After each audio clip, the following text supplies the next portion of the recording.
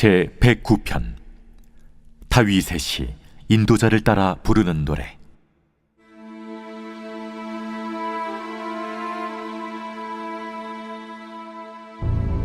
내가 찬양할 하나님이여, 잠잠하지 마옵소서. 그들이 악한 입과 거짓된 입을 열어 나를 치며 속이는 혀로 내게 말하며 또 미워하는 말로 나를 두르고 까닭없이 나를 공격하였음이니이다. 나는 사랑하나 그들은 도리어 나를 대적하니 나는 기도할 뿐이라. 그들이 악으로 나의 선을 갚으며 미워함으로 나의 사랑을 갚아싸우니 악인이 그를 다스리게 하시며 사탄이 그의 오른쪽에 서게 하소서. 그가 심판을 받을 때 죄인이 되어 나오게 하시며 그의 기도가 죄로 변하게 하시며 그의 연수를 짧게 하시며 그의 직분을 타인이 빼앗게 하시며 그의 자녀는 고아가 되고 그의 아내는 과부가 되며 그의 자녀들은 유리하며 구걸하고 그들의 황폐한 집을 떠나 빌어먹게 하소서. 고리대금하는 자가 그의 소유를 다 빼앗게 하시며 그가 수고한 것을 낯선 사람이 탈취하게 하시며 그에게 인애를 베풀 자가 없게 하시며 그의 고아에게 은혜를 베풀 자도 없게 하시며 그의 자손이 끊어지게 하시며 후대에 그들의 이름이 지워지게 하소서.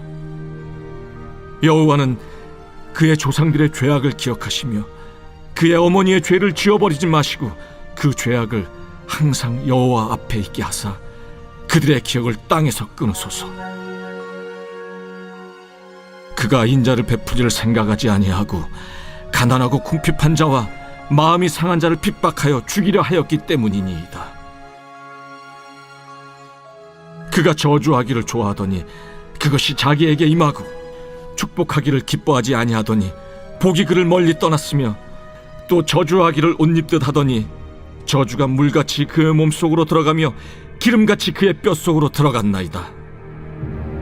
저주가 그에게는 입는 옷 같고 항상 뛰는 띠와 같게 하소서. 이는 나의 대적들이 곧 내 영혼을 대적하여 악담하는 자들이 여호와께 받는 보응이니이다. 그러나 주 여호와여, 주의 이름으로 말미암아 나를 선대하소서. 주의 인자하심이 선하시오니 나를 건지소서. 나는 가난하고 궁핍하여 나의 중심이 상함이니이다. 나는 석양 그림자같이 지나가고 또 메뚜기같이 불려가오며 금식함으로 내 무릎이 흔들리고 내 육체는 수척하오며 나는 또 그들의 비방거리라 그들이 나를 보면 머리를 흔드나이다. 여호와 나의 하나님이여, 나를 도우시며 주의 인자하심을 따라 나를 구원하소서. 이것이 주의 손이 하신 일인 줄을 그들이 알게 하소서. 주 여호와께서 이를 행하셨나이다. 그들은 내게 저주하여도 주는 내게 복을 주소서. 그들은 일어날 때 수치를 당할지라도 주의 종은 즐거워하리이다. 나의 대적들이 욕을 옷 입듯 하게 하시며 자기 수치를 겉옷같이 입게 하소서. 내가 입으로 여호와께 크게 감사하며 많은 사람 중에서 찬송하리니 그가 궁핍한 자의 오른쪽에 서사 그의 영혼을 심판하려 하는 자들에게서 구원하실 것이미로다.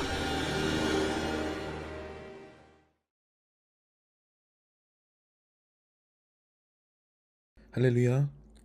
오늘 우리에게 주신 하나님의 말씀은 시편 109편 1절부터 31절까지 말씀입니다. 오늘 말씀의 제목은 나는 기도할 뿐이라 입니다. 오늘 본문인 시편 109편은요, 형식은 개인 탄원시이나 내용에 따르면 저주시로 분류가 됩니다. 이 시의 6절부터 19절은요, 말 그대로 저주가 쏟아 부어지는 내용인데요, 어떻게 이렇게 기도를 할 수 있을까 할 정도의 저주가 담겨 있습니다. 이 시는요, 시편 중에서 가장 험한 저주가 담긴 저주시지요. 우리가 생각하는 그 생각보다 수위가 상당히 높아요. 이 시는 이렇게 시작합니다. 내가 찬양하는 하나님이여, 잠잠하지 마옵소서. 하나님을 부르는데요, 벌써 어조가 달라요. 시인은 대적들에 의해서 마음이 상하고 육신의 곤고함이 심해서 상당히 어지러운 상황입니다. 그가 특히 어지러운 이유는요, 그의 대적이요. 그를 잘 모르는 원수가 아니라 그를 너무나 잘 아는 주변의 사람이기 때문입니다. 4절 말씀입니다. 나는 사랑하나 그들은 도리어 나를 대적하니 나는 기도할 뿐이라. 여러분, 관계에서 가장 힘든 일은요, 가까운 사람의 배신입니다. 특히 마음을 열어준 상대가요, 내 마음을 짓밟았을 때 그때가 가장 힘들죠. 보통 등에 칼을 꽂는다, 등에 칼이 꽂힌다, 이런 표현을 많이 쓰는데요. 저를 두고도 제자들이요, 배신당함의 아이콘이라는 별명을 붙여줄 정도로 저도 많이 당해봤거든요. 마음을 주고 사랑을 베풀었는데요, 호의가 권리로 변해서 그것도 빚으로 등짝에 꽂히면요, 정말 많이 아픕니다. 정신이 없어요. 시인의 마음도 저와 별반 다르지 않았을 거예요. 다른 생각에 여유가 없습니다. 나는 기도할 뿐이라. 이 말이 정답이에요. 5절 말씀입니다. 그들이 악으로 나의 선을 갚으며 미워함으로 나의 사랑을 갚았사오니. 이렇게 배신을 당한 시인은요, 그 억울함이 폭발하는 기도를 시작합니다. 이제부터 저주시죠. 6절부터 7절까지 말씀 보시겠습니다. 악인이 그를 다스리게 하시며 사탄이 그의 오른쪽에 서게 하소서. 그가 심판을 받을 때에 죄인이 되어 나오게 하시며 그의 기도가 죄로 변하게 하시며. 이게 정말 무서운 구절인데요. 하나님, 그는 더 이상 하나님의 자녀가 아닙니다 라는 메시지예요. 시인의 억울함이 얼마나 컸던지요, 하나님께서 그를 더 이상 받아주시지 마시기를 간구하는 거예요. 하나님의 심판 아래 그는 영원한 죄인이며 그의 기도도 죄로 변하게 해달라는 굉장히 무시무시한 저주지요. 8절부터 13절까지는요, 하나님의 백성이라면 당연히 받아야 하는 복이요, 역으로 저주로 변하게 해달라는 간구입니다. 단명하게 하시고 직분을 타인이 빼앗게 하시며 그로 인해서 자손마저 가난하게 해달라는 저주입니다. 게다가 사체로 소유를 날리게 하시고 그의 수고는 늘 다른 이들이 갈취하게 하시고 누구도 그와 자손을 돕는 자가 없게 하시며 급기야 자손이 끊어지게 하소서라는 기업과 자손의 복이 사라지는 저주입니다. 특별하게 8절 말씀 보시겠습니다. 그의 연수를 짧게 하시며 그의 직분을 타인이 빼앗게 하시며. 이 구절은요, 후에 사도행전에서 베드로가 가룟 유다를 대신하여서 사도 마띠아를 뽑는 상황에서도 인용되어서요, 그로 인해서 이 시편은 가룟 유다의 시편으로 불리기도 합니다. 말 그대로 가룟 유다같이 단명하며 주의 사도라는 그 직분도 다른 사람에게 돌아가게 해달라, 그런 기도예요. 그를 가룟 유다처럼 만들어 주십시오라는 기도인 겁니다. 우리가 가룟 유다를 한번 생각해 볼까요? 그는 스승을 배신했어요. 배신의 아이콘입니다. 그 배신의 아이콘과 같은 그런 가룟 유다, 그 가룟 유다의 인생 같은 악인들이 내 앞에 있으니 그를 그렇게 대해 주소서라는 그 이 저주 기도가 바로 이 시인의 기도죠. 시인의 저주는요, 이에 그치지 않습니다. 조상들의 죄악까지 다 기억하시고 그에게 적용해 달라는 기도로 이어집니다. 그리고 이내 16절부터 18절까지는요, 시인이 왜 이렇게 저주를 퍼붓는지 이유가 등장합니다. 그것은요, 자신을 비롯한 가난하고 궁핍한 자들을 죽이려 하는 것과 그들이 저주를 입에 달고 사는 사람이기 때문이라고 주님께 고발하는 거예요. 16절부터 18절 말씀입니다. 그가 인자를 베풀 일을 생각하지 아니하고 가난하고 궁핍한 자와 마음이 상한 자를 핍박하여 죽이려 하였기 때문이니이다. 그가 저주하기를 좋아하더니 그것이 자기에게 임하고 축복하기를 기뻐하지 아니하더니 복이 그를 멀리 떠났으며 또 저주하기를 옷 입듯 하더니 저주가 물같이 그의 몸속으로 들어가며 기름같이 그의 뼛속으로 들어간다이다. 결국 그들은요, 그들이 축복하는 것을 기뻐하지 않았다라고 성경은 이야기하거든요.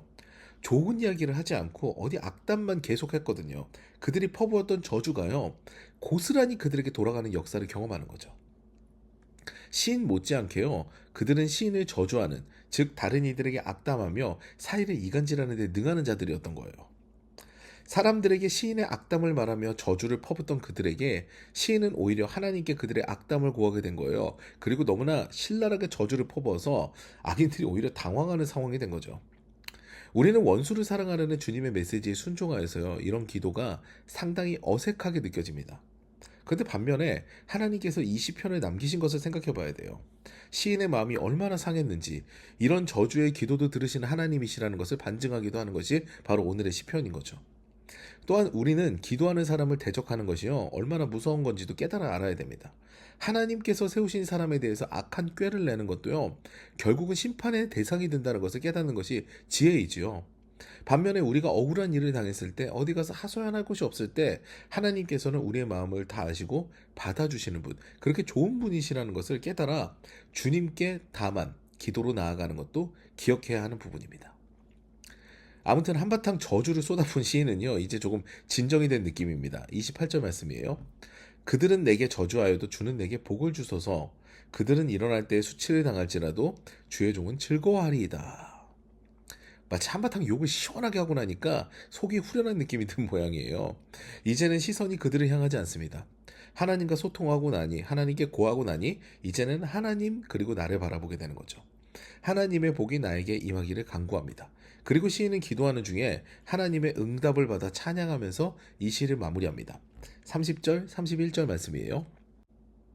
내가 입으로 여호와께 크게 감사하며 많은 사람 중에서 찬송하리니 그가 궁핍한 자의 오른쪽에 서사 그의 영혼을 심판하려 하는 자들에게서 구원하실 것이미로다. 아멘. 사랑하는 여러분, 하나님께서는요, 우리의 억울한 마음을 아시고 그 기도를 들으시는 분이십니다. 또한 하나님을 기만하며 다른 이들을 속이고 의인을 상하게 하는 악인, 그 악한 꾀를 내는 악인을 그대로 두고 보시지 않는 분이 또 하나님이시죠. 그 하나님을 기억하고요, 두려워하며 선을 행하되 다른 이들을 살리는 언어와 행동을 사용하고, 또한 악인으로 인해 억울함이 생길 때는요, 다만 기도로 나아가 응답받고 찬송과 감사로 변화되는 인생을 경험하는 저 여러분 되시기를 주님의 이름으로 축원합니다.